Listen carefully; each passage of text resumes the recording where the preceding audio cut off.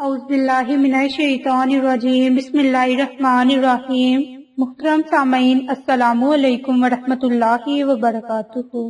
میں آپ سب کو اپنے چینل عائشہ اسلامک ہسٹری میں خوش آمدید کہتی ہوں اور امید کرتی ہوں کہ آپ سب خیر و عافیت سے ہوں گے، اور اللہ تبارک و تعالیٰ سے دعا کرتی ہوں کہ اللہ تبارک و تعالیٰ آپ سب کو خوش رکھے، آباد رکھے اور آپ پر اپنی ہزاروں رحمتیں بارش کی طرح برسائے، آپ کی ہر حاجت کو پورا فرمائے، آپ کی ہر خواہش کو پورا فرمائے، آپ کو صحت و تندرستی والی زندگی عطا فرمائے اور آپ کی زندگی کی تمام مشکلات کو، پریشانیوں کو، مصیبتوں کو ختم فرمائے، آمین۔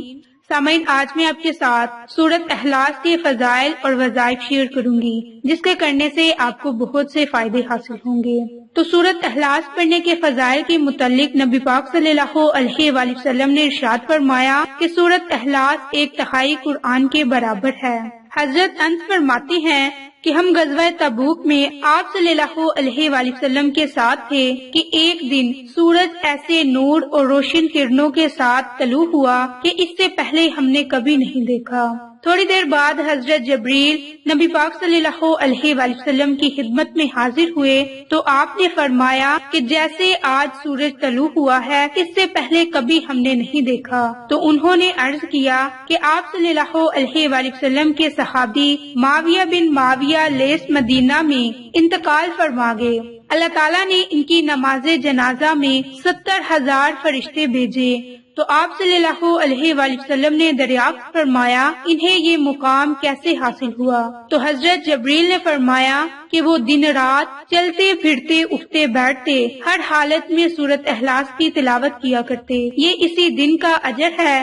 یہ سورت ہر مسلمان مرد، عورت پر اور بچی کو یاد ہے۔ اس حساب سے ان کے فضائل کا حصول ہم میں سے ہر شخص کی دسترس میں بھی ہے۔ تو آج میں آپ کے ساتھ سورۃ اخلاص کی مختصر سی فضیلت شیئر کروں گی اور ان فضائل کے حصول سے آپ کو بہت سے فائدے حاصل ہوں گے۔ سورۃ اخلاص کی تلاوت اس کے فضائل کو سامنے رکھتے ہوئے کرنے کا اہتمام کریں تو انشاءاللہ ہمارے نامہ اعمال میں یہ تمام اجر و ثواب لکھے جائیں گے۔ یہی وجہ ہے کہ رسول اللہ صلی اللہ علیہ وآلہ وسلم کی نظر میں اس سورت کی بڑی ہی اہمیت ہے۔ آپ مختلف طریقوں میں مسلمانوں کو اس کی اہمیت محسوس کرواتے۔ احادیث میں یہ روایت کثرت سے بیان ہے کہ نبی پاک صلی اللہ علیہ وآلہ وسلم مختلف مواقع پر مختلف طریقوں سے بتایا کہ یہ سورت 1/3 قرآن کے برابر ہے۔ تو آج میں آپ کے ساتھ اس ویڈیو میں سورۃ اخلاص کو نماز عصر کے فوراً بعد پڑھنے کے متعلق 3 وظائف شیئر کروں گی، جس کے کرنے سے آپ کو بہت سے فائدے حاصل ہوں گے۔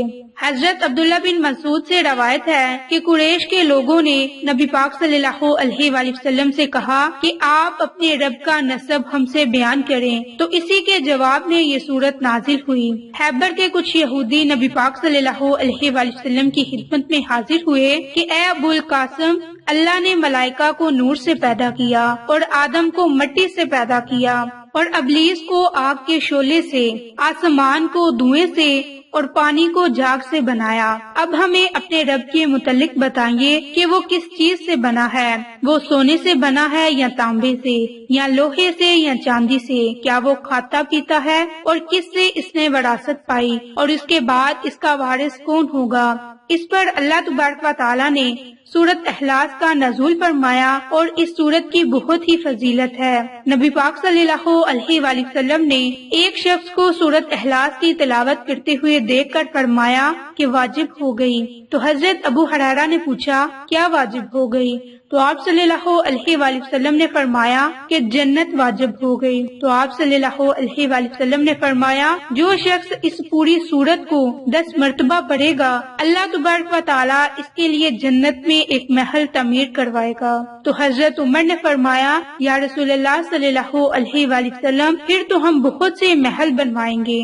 تو آپ صلی اللہ علیہ وآلہ وسلم نے فرمایا کہ اللہ رب العزت اس سے بھی زیادہ اچھا اور بہتر عطا کرنے والا ہے۔ تو یہ تھی سورۃ اخلاص کی مختصر سی فضیلت اور برکات جو ابھی میں نے آپ کے ساتھ شیئر کی۔ تو اب میں آپ کے ساتھ سورۃ اخلاص کے 3 وظائف شیئر کروں گی، جس کے کرنے سے آپ کو بہت سے فائدے حاصل ہوں گے۔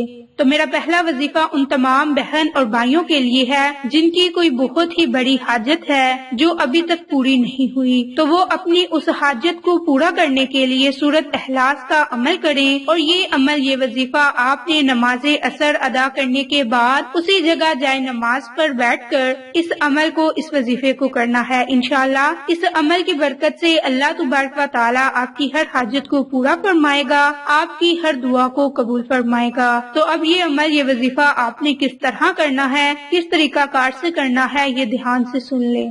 تو آپ نے نماز عصر ادا کرنے کے بعد اسی جگہ جائے نماز پر بیٹھ جانا ہے، اور آپ نے 72 مرتبہ سورۃ اخلاص کا ورد کرنا ہے، اور سورۃ اخلاص کے اول میں اور آخر میں آپ نے درود ابراہیم کو کم سے کم 3 مرتبہ اور زیادہ سے زیادہ 11 مرتبہ پڑھنا ہے، اور اس کے بعد آپ نے اپنے مقصد کے لیے اللہ تبارک و تعالیٰ سے خصوصی دعا مانگنی ہے کہ اللہ تبارک و تعالیٰ آپ کی ہر حاجت کو پورا فرمائے، آپ کی ہر دعا کو قبول فرمائے۔ تو یہ وظیفہ خاص طور پر حاجت کو پورا کرنے کے لیے ہے۔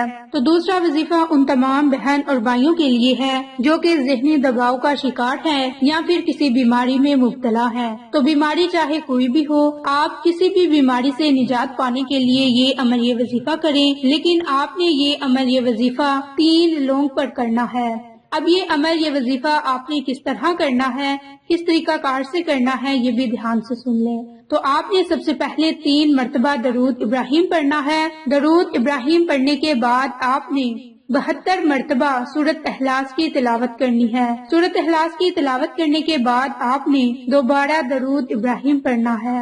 درود ابراہیم پڑھنے کے بعد آپ نے ان 3 لونگ کے دانوں پر دم کر دینا ہے۔ تو آپ نے ان 3 لونگ کو ان کا پاؤڈر بنا لینا ہے، اور آپ نے اس کے بعد اس لونگ کے پاؤڈر کو دن میں 1 مرتبہ 1 چٹکی کے برابر استعمال کرنا ہے، اور آپ نے نیم گرم پانی کے ساتھ اس لونگ کے پاؤڈر کو کھا لینا ہے۔ انشاءاللہ اس عمل کی برکت سے آپ کو ہر بیماری سے شفا ملے گی۔ اللہ تبارک و تعالی آپ کو صحت و تندرستی والی زندگی عطا فرمائیں گے۔ تو آپ نے روزانہ یہ وظیفہ کرنا ہے، اور مسلسل آپ نے 21 دن تک یہ عمل کرنا ہے، اور آپ نے روزانہ ہی یہ پاؤڈر بنانا ہے اور اپنی میڈیسن کے طور پر آپ نے استعمال کرنا ہے۔ انشاءاللہ ان 21 دنوں کے اندر اللہ تبارک و تعالی آپ کو صحت و تندرستی والی زندگی عطا فرمائے گا۔ تو تیسرا وظیفہ میرے ان تمام بہن اور بھائیوں کے لیے ہے جو کہ رزق کی وجہ سے پریشان ہیں، رزق میں خیر و برکت نہیں، رزق میں اضافہ نہیں ہوتا، تو وہ لوگ رزق میں خیر و برکت کے لیے یہ وظیفہ ضرور کریں۔ تو آپ نے نماز عصر ادا کرنے کے بعد اسی جگہ جائے نماز پر بیٹھ جانا ہے،